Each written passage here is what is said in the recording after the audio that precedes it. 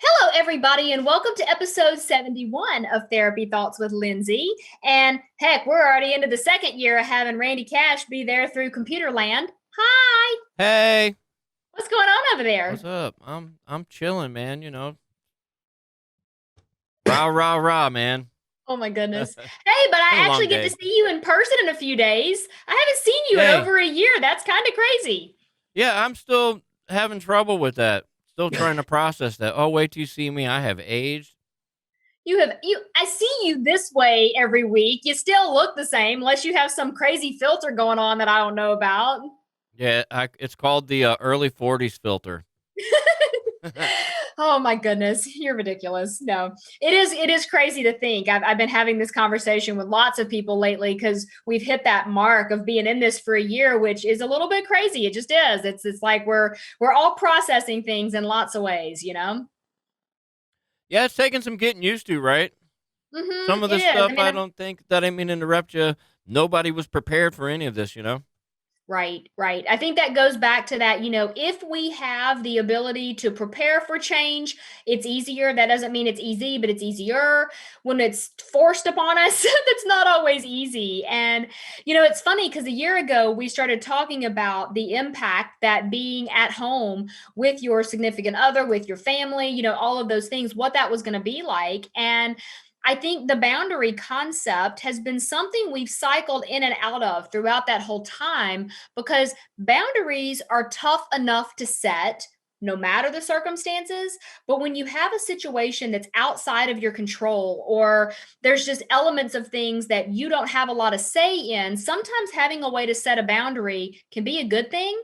But if you've never set boundaries with people in your life before, or maybe you haven't set, specific boundaries with certain people, that doesn't always feel very good when you go to start doing it. And sometimes it can cause some bristliness. It can. I'd never considered being in close quarters like you might be now in Mhm. the pandemic, uh, and your boundaries may be changing, and growing. And wow, I'd never considered that before. Well, so this week we're specifically talking about intellectual boundaries, but they all build on one another. I mean, there's seven basic types. The first week in the boundary series, we talked about physical space boundaries. That one, of course, has been a factor this last year. We've talked about emotional boundaries, and I think a lot of people have experienced a certain amount of emotional distress at various times for lots of different reasons, and figuring out how all of those emotions can show up in relationships, in families, in all aspects of our lives is a struggle sometimes. When we talk about intellectual boundaries, they're going to sound a lot like the emotional boundary concept, whereas emotional boundaries deal with your feelings and your emotions and how you share those, who you share them with, as well as who shares them with you, right? There's such a thing as like too much sharing on both sides of that equation. From an intellectual boundary perspective, we're still talking about, thoughts, but thoughts more from an intellectual perspective. So the best way to think about an intellectual boundary is how able are you to hear someone else's point of view and not automatically jump to the place where you want to convince them they are wrong for how they feel.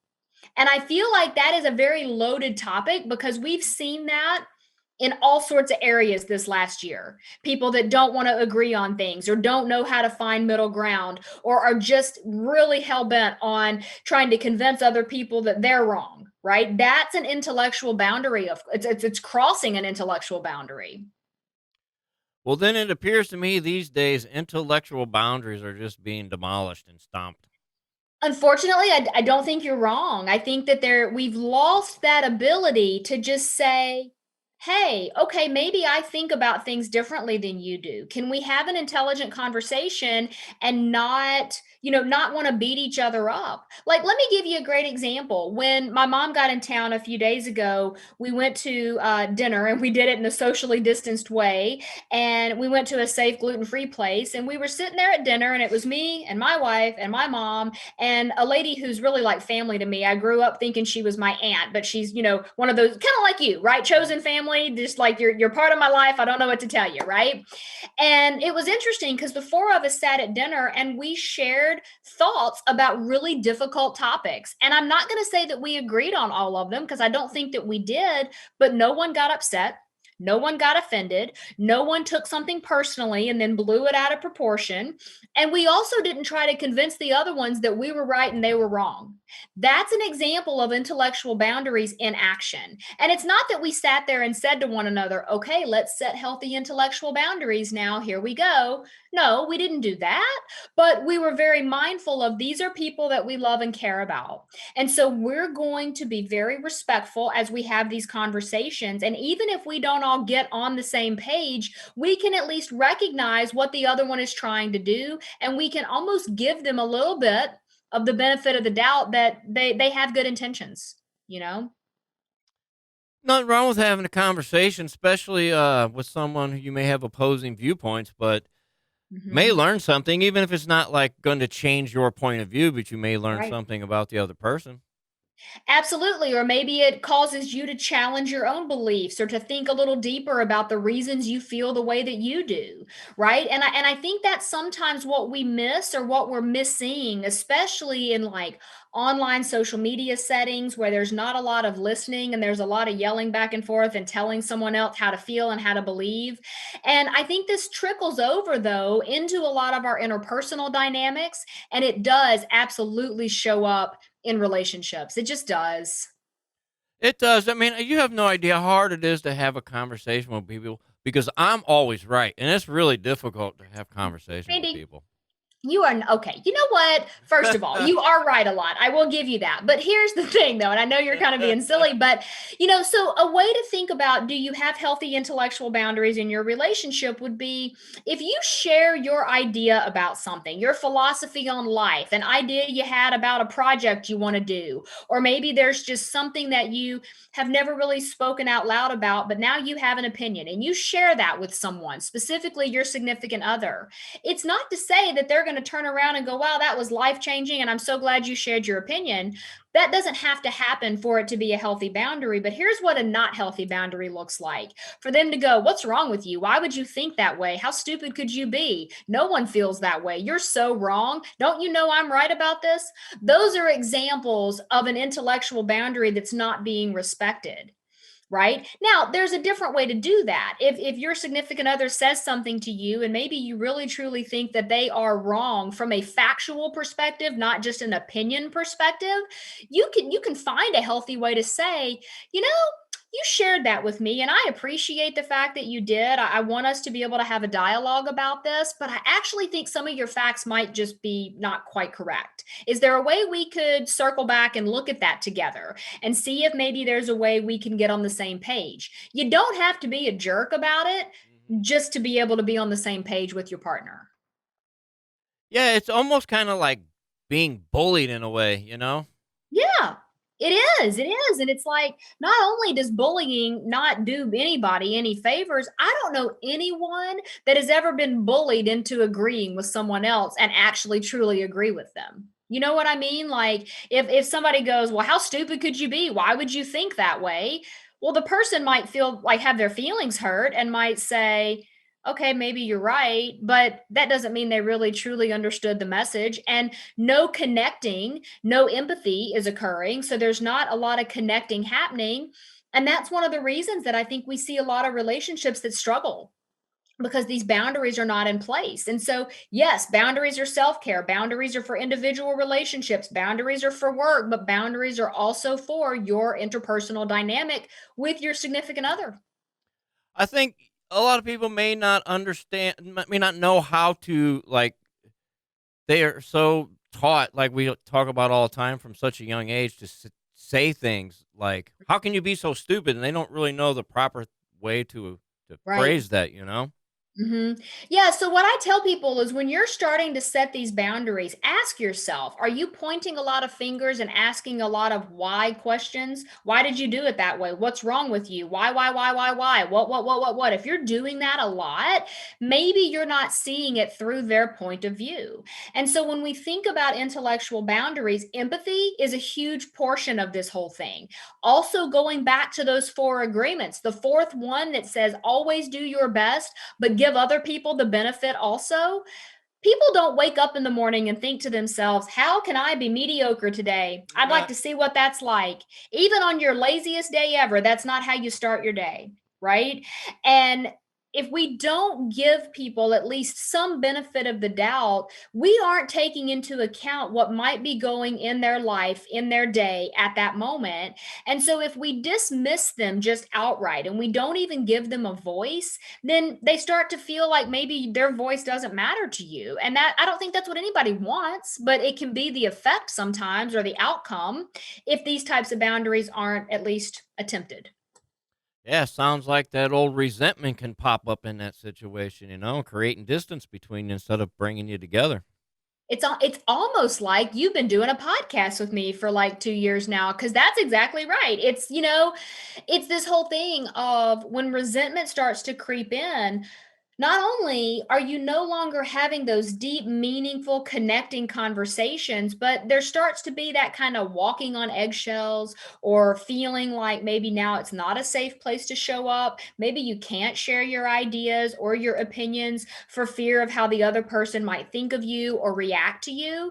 And so I want you to go back to that idea that if all you're doing is reacting to what the other person is saying, you are not thoughtfully responding. You are not giving yourself the ability to really think through, how do I want to respond to this situation? Do I even have to say anything right now at this very moment? You do this to me, and my wife does this to me too, where sometimes I'll say something to you guys and you just kind of look at me. And in my mind, I'm like, what did I say wrong? What's going on? What did I do? And you'll say to me sometimes, Randy, you're like, I'm just thinking, I'm just processing what you just said. And I think it's because in my life, I have experienced a lot of times where my boundaries were not respected and I felt put down or belittled or maybe not important. So when someone takes what I say and just wants to process it, I'm kind of like, whoa. Oh, okay. Yeah, process away. Go for it. I'm okay with that. It took me a really long time to learn how to stop and listen to other people because that's what you have to do. People don't Mhm, understand that you have to actually stop your hey me thing and actually listen to what people are saying. And mhm, for me, yeah, it takes a bit to kind of let all that soak in so I can not be mhm. corrupted by the me. And I don't know that the me is intentional, but like, here's an example. Have you ever been in a conversation with somebody and they ask you a question and then before you can even answer, they start talking? Every day. Okay, so that's an example of an intellectual boundary. Like, you just asked me the question.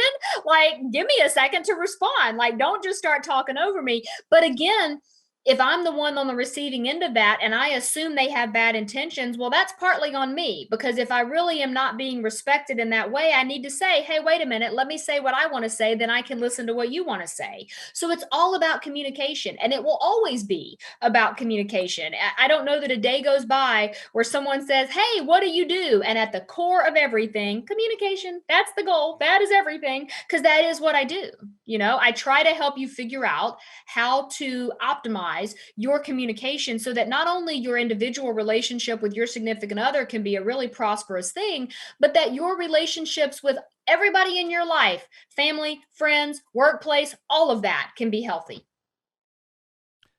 That sounds fantastic. I tell people that I'm a painter. My life is very colorful. Is it? Yeah.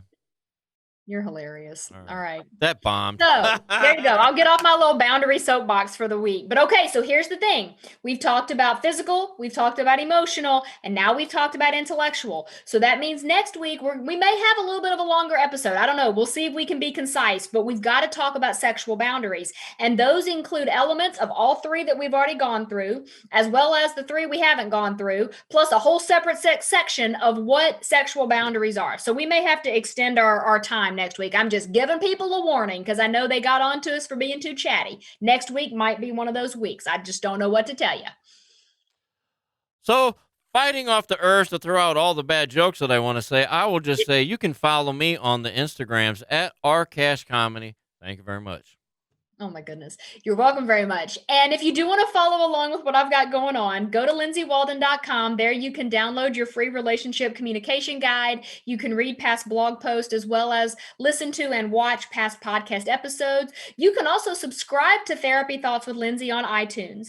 If you do want to follow me on social media, go to Facebook at Lindsay Walden Consulting. On Instagram, it's at This Is Lindsay Walden. Same thing on TikTok at This Is Lindsay Walden.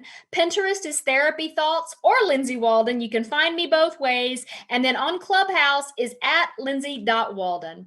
Until next week, I do hope you keep living your best life and working to build that relationship of your dreams. And we will be back next week with more.